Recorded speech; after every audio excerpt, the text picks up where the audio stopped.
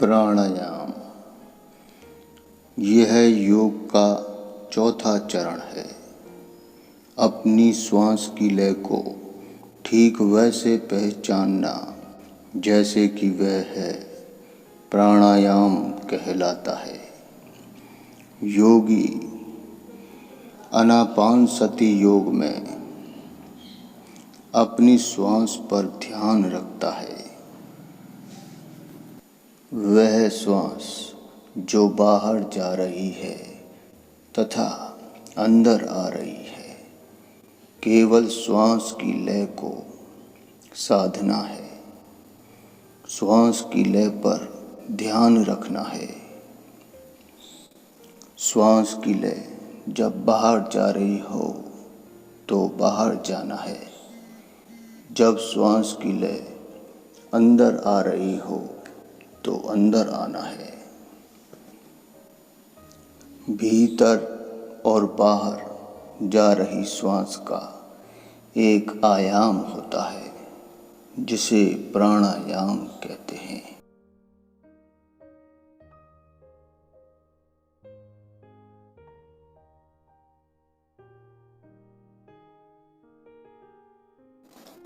प्राणायाम जो कि योग में चौथी अवस्था है। यदि हम लगातार अपनी श्वास पर ध्यान देते रहें तो हम निसंदेह खुद को खुश तथा आरामदायक महसूस कर सकते हैं।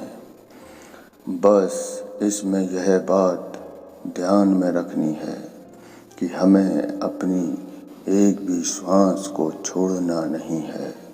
जब भी हम ध्यान करने के लिए बैठें तब केवल अपनी श्वास पर ही ध्यान देना है और अन्य किसी विचार पर ध्यान नहीं देना है।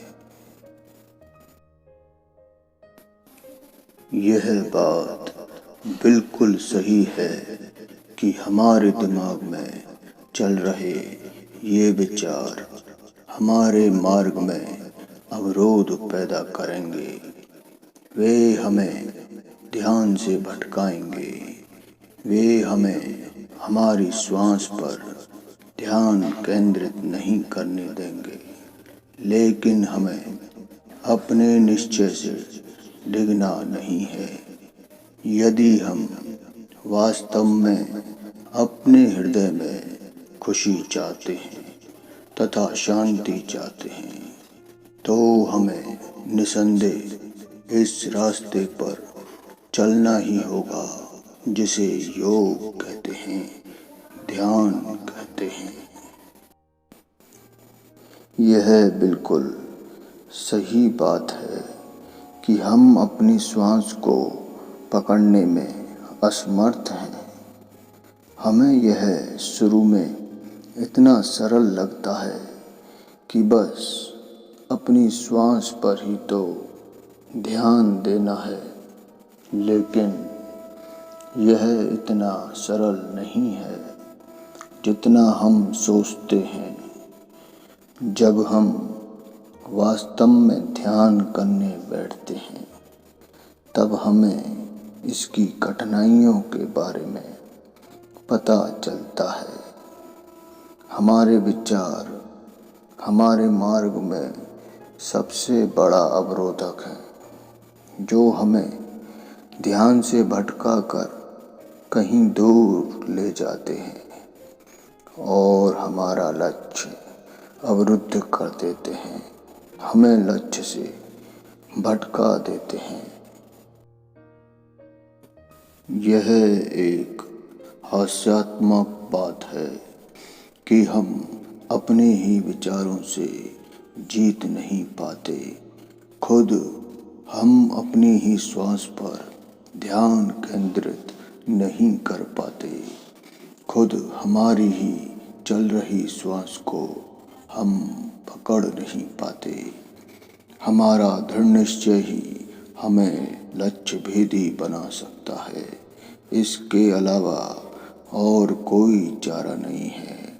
दृढ़ निश्चय और समर्पण ही हमें वह चीज प्राप्त करा सकते हैं जो दुनिया में असंभव समझी जाती है, लेकिन यह संभव है।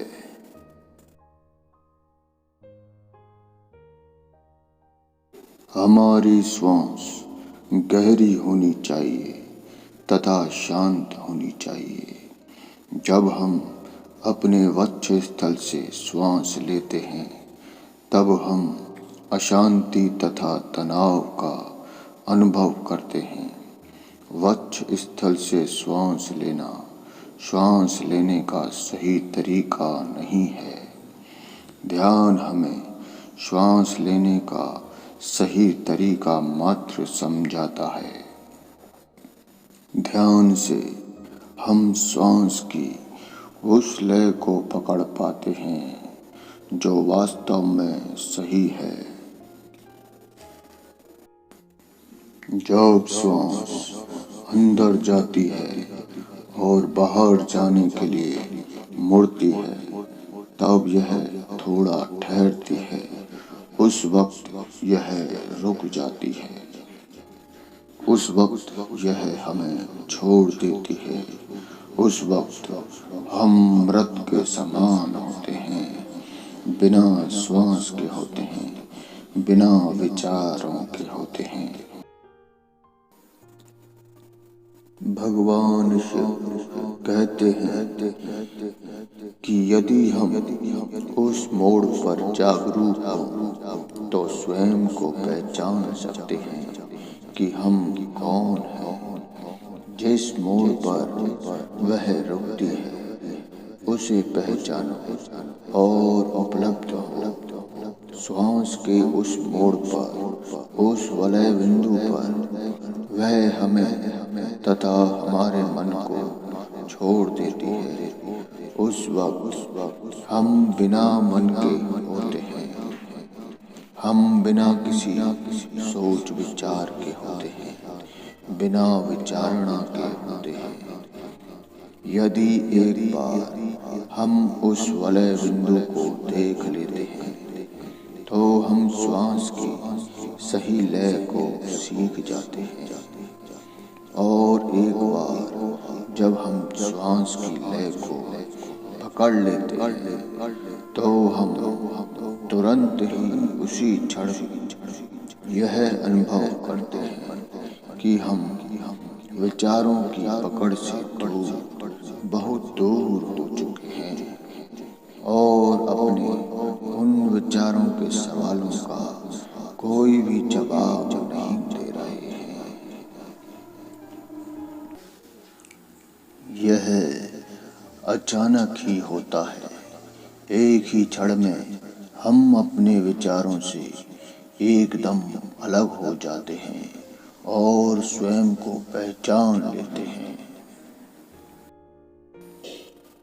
यदि हम उस श्वास की लय को जान लेते हैं, तो अपने तनाव से मुक्ति पा सकते हैं। परंतु निरंतर अभ्यास जरूरी है।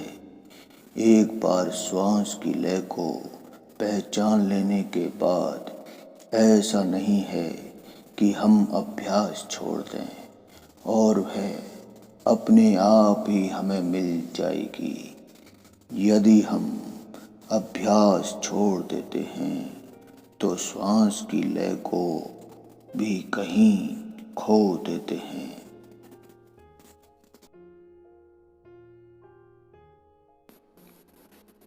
हमें उसके पीछे बार बार जाना पड़ता है, प्रयास करना पड़ता है, परिश्रम करना पड़ता है। बिना प्रयास के, बिना परिश्रम के हम कुछ भी प्राप्त नहीं कर सकते। यदि हम अपने लक्ष्य के प्रति डटे रहें तो हम इसे स्थायी रूप से प्राप्त कर सकते हैं। जैसे साइकिल चलाना, जैसे तैराकी करना, थोड़े दिन तक ज़्यादा अभ्यास और ज़्यादा प्रयास की ज़रूरत पड़ती है। एक समय ऐसा आता है जब कम प्रयास में ही लयबद्ध हो जाते हैं और आसानी से अपने तनाव से, विचारों से, विचारणा से मुक्ति पा लेते हैं। श्वास की लय को जानना ही हमारा उद्देश्य है तथा ध्यान का समस्त उद्देश्य भी यही है कि किस प्रकार हम श्वास को ठीक तरह से लें। हमारी श्वास हमें वो प्राप्त करवा सकती है जो कि अत्यंत दुर्लभ है, जिसे परमानंद कहते हैं, जिसे निर्वाण कहते हैं और जिसे प्राप्त करने के बाद व्यक्ति नहीं रह जाता, वो स्वयं भगवान बन जाता है, जैसे कि भगवान बुद्ध।